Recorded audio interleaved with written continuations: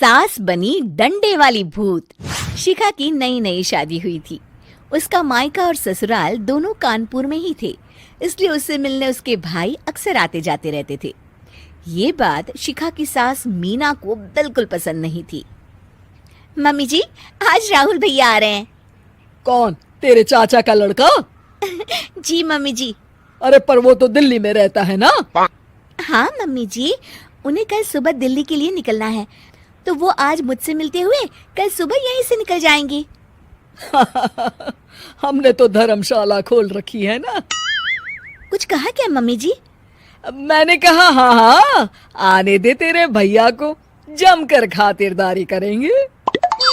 अब तो कुछ करना ही पड़ेगा, इससे पहले कि मेरा घर धर्मशाला बन जाए।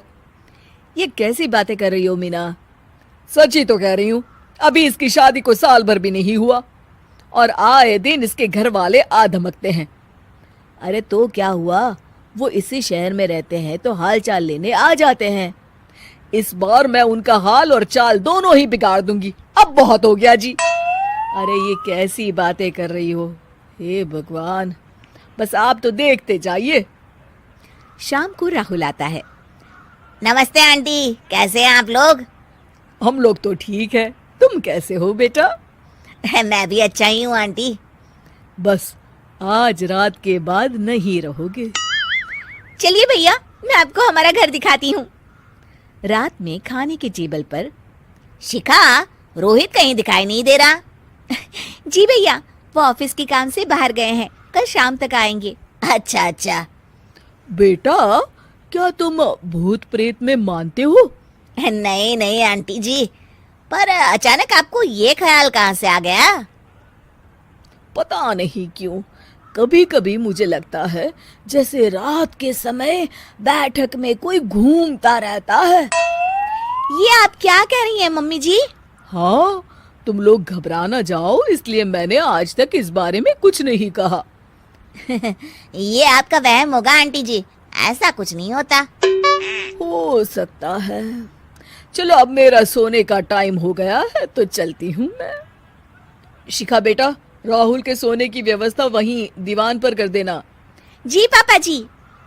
अब चलिए भी। अच्छा, तो बैठक में सोने वाले हैं साहबजादे।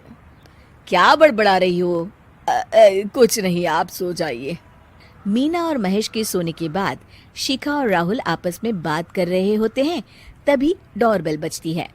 अरे आप! सरप्राइज! काम जल्दी खत्म हो गया तो मैं आज ही चला आया। ये तो बहुत अच्छा किया। देखिए राहुल भैया भी आए हुए हैं, आप दोनों का मिलना भी हो जाएगा। कैसे हो रोहित? मैं तो ठीक हूँ भैया। शिखा, मैं भी आज यहीं सो जाता हूँ, राहुल भैया से बातचीत भी हो जाएगी। अच्छा अच्छा, ठीक है। मीना आधी रात को उठती है, कंबल मुंह से पैर तक ओढ़ के डंडा लेके बैठक में आती है और देखती है दीवान पर चादर ओढ़े कोई लेटा हुआ है। देखो तो कैसे मजे से सो रहा है बहन के ससुराल में। मीना ताबड़तोड़ 4-5 डंडे मार देती है। अरे मर गया, अरे बचाओ बचाओ, कौन है? मीना जल्दी से अपने कमरे में भाग जाती है। हे भगवान, ये मैंने क्या किया? ये रोहित कहाँ से आ गया? लगता है ये नालायक राहुल मेहमानों वाले कमरे में सो गया होगा। आज तो इसकी खैर नहीं। उधर बैठक में, अरे क्या हुआ रोहित? मैं बाथरूम में था, तुम्हारे चिल्लाने की आवाज सुनी। पता है भैया, मैं सो रहा था, अचानक से कोई आकर मुझे डंडे मारने लगा। ये क्या कह रहे हो? लगता है तुम भी आंटी की तरह भूत प्रेत में मानते हो। नहीं नहीं भैया, सच में कोई आया था। मैं तो जा रहा हूँ मेहमानों वाले कमरे में सोने के लिए। इस समय अपने रूम में जाऊंगा तो शिखा की नींद खराब हो जाएगी। ठीक है भाई, जाओ तुम, जहाँ तुम्हारा भूत डंडा लेके ना आ सके। थोड़ी देर बाद मीना कंबल ओढ़ के डंडा लेकर मेहमानों वाले कमरे में पहुंच जाती है। वो बिस्तर पर से रोहित को फिर डंडों से मारने लगती है। अरे मर गया, अरे मर गया। तू भूत प्रेत में नहीं मानता ना? ये ले, अब डंडे खा। हैं? ये तो माँ की आवाज है। रोहित कंबल खींच देता है। बेटा तू, अरे ये क्या कर रही हो माँ? मार मार के मेरा भरता बना दिया आपने। माफ कर दे मेरे लाल, मैंने तो तुझे ही मार मार के लाल कर दिया। मैं तो उस राहुल के बच्चे को सबक सिखाना चाहती थी। राहुल भैया को? हाँ बेटा, मुझे लगा अगर उसे डंडे मारूंगी तो शिखा के मायके वाले यहाँ आना छोड़ देंगे। हे भगवान, माँ ये घर शिखा का भी है, उसके घर वाले जब चाहे आ सकते हैं। हाँ बेटा, आज मुझे भगवान का इशारा समझ में आ गया। मैं कितना गलत करने चली थी और अपने ही बेटे को चोट पहुंचा दी। अब चुपचाप जाके सो जाओ माँ, और किसी को कुछ बताने की जरूरत भी नहीं है। सास बहू का रिश्ता। निधि और उसकी सास के बीच हमेशा किसी न किसी बात पर अनबन छिड़ी ही रहती है, जिसके चलते दोनों कभी एक दूसरे को समझने और प्यार करने की कोशिश तक नहीं करती। अरे मेरे तो भाग ही फुट गए जो ऐसी बहू मिली। हाय, मेरी तो जिंदगी बर्बाद हो गई। भगवान, या तो अच्छी सास दे देता या फिर गूंगी। इन्हें मेरे सिर बिठाकर कौन से जन्म का बदला ले रहे हैं भगवान? क्या बोली? वही जो आपने सुना। इतनी बड़ी हो गई कि सास से जुबान लड़ाती है। अरे यही सीख कर आई है क्या मायके से? अरे नहीं नहीं, उसके लिए तो ससुराल ही काफी है। मेरी सास ने मुझे बहुत अच्छे से जुबान लड़ाना सिखाया है। हाँ। सास बहू की तीखी नोक झोंक चल ही रही होती है कि दीपू वहां आ जाता है। रिश्ता करते हुए पति पत्नी की जगह सास बहू की कुंडली मिलानी चाहिए, क्योंकि अगर सास बहू का रिश्ता अच्छा नहीं तो उनका पता नहीं, पर पति की जिंदगी तो पक्का झंड है। मुझे अपने सामने कोई झगड़ा नहीं चाहिए, बस करो दोनों। दोनों शांत होकर अपने अपने काम में बिजी हो जाती हैं। दीपू ऑफिस चला जाता है, जिसके थोड़ी ही देर में दीपू की बहन कल्पना का फोन आता है। अरे कैसी है रे बेटा? ससुराल में सब बढ़िया है ना? कोई तुझे परेशान तो नहीं करता? सास की बात सुनकर पास खड़ी निधि हंसकर कहती है, अरे बाहर है ऊपर वाले, खुद बहू को शांति से सांस भी नहीं लेने देती और बेटी से पूछ रही है कोई परेशान तो नहीं करता? अरे मेरी बेटी तुम्हारी तरह नाकारा और बदतमीज नहीं है, इसलिए उससे पूछना बनता है। तो उनकी सास भी आपकी तरह नहीं होगी, इसीलिए उन्होंने कुछ बोला नहीं। और इसी के साथ एक बार फिर दोनों सास बहू के बीच तानों का युद्ध शुरू हो जाता है। फिर कल्पना कुछ देर तक तो फोन पर सुनती रहती है, पर जब दोनों चुप होने का नाम तक नहीं लेती तो वो चिल्लाते हुए बीच में बोलती है, अरे बस करो, यहाँ फोन कान पर लगाए जब मुझसे आप दोनों की बातें सुनी नहीं जा रही तो मेरा बेचारा भाई न जाने किस हाल में होगा।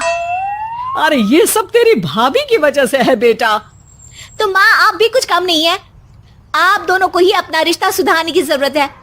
मैं एक बाबा को जानती हूँ जो रिश्ते सुधारने में एक्सपर्ट हैं, आप दोनों उनके पास जाइए। ना जी ना, मैं ऐसे ढोंगी बाबा में नहीं मानती। देखा, कहा था ना। अरे ये तो हमारे घर में शांति चाहती ही नहीं है। भाभी एक बार ट्राई करके तो देख लो। इस पर निधि मान जाती है और अगले ही दिन दीपू के ऑफिस जाने के बाद दोनों बाबा के पास पहुंच जाती हैं। सास बहू के बीच रिश्ता कुछ ज्यादा खास नहीं है, हर समय तू मैं चलती रहती है। हाँ जी हाँ, बिल्कुल सही, आप तो बहुत ज्ञानी है बाबा जी। तो उपाय सुनो, बहू को साफ और सच्चे मन के साथ सास को 12 लाल और 12 हरी चूड़ियां भेंट करनी है, मतभेद अपने आप कम हो जाएंगे। बाबा का उपाय सुन अगले दिन निधि सास को चूड़ियां भेंट कर देती है, लेकिन इससे भी उन दोनों के बीच कुछ सही नहीं होता। अरे पक्का इसने ही किलस कर चूड़ियां दी होंगी, तभी कुछ नहीं हुआ। दोनों दोबारा बाबा के पास जाती हैं। कुछ नहीं होता। तो दूसरा उपाय सुनो, सुबह सूरज निकलने से पहले ही घर की सफाई कर सारा कूड़ा घर से बाहर कर ठंडे पानी से स्नान करना है, इससे दोनों के बीच रिश्ते अच्छे हो जाएंगे। अरे इतनी जल्दी मम्मी जी ही उठ सकती हैं, ये आपको ही करना पड़ेगा, मैं अकेली तो लड़ाइयाँ नहीं करती ना। बाबा का उपाय मानते हुए अगली सुबह से सास जल्दी उठ सूरज निकलने से पहले घर की सफाई कर ठंडे पानी से नहाने लगती है। ये सब कुछ दिन तक चलता है, जिससे अभी भी दोनों के रिश्ते तो नहीं सुधरते, पर सास की तबीयत खराब होने लगती है। अब लगता है आपने मन से काम नहीं किया होगा, तभी तो रिश्ता वैसा का वैसा पड़ा है और तबीयत खराब हो गई। अरे सही कहती थी तुम, कल मुहा ढोंगी बाबा। देर आए पर दुरुस्त आए। चलो आराम करो आप। अब निधि बाकी काम छोड़ सास की सेवा करने लगती है। अपनी पत्नी और माँ में ऐसा बदलाव देख दीपू बिल्कुल हैरान रह जाता है। अरे कहीं बाबा ने कोई जादू टोना तो नहीं कर दिया? मेरी माँ और पत्नी इतना घुल मिल कर तो नहीं रहती। ओहो सरकज़म। बस बस अब जाओ और अपना काम खुद कर लो, मुझे मम्मी जी का ख्याल रखना है।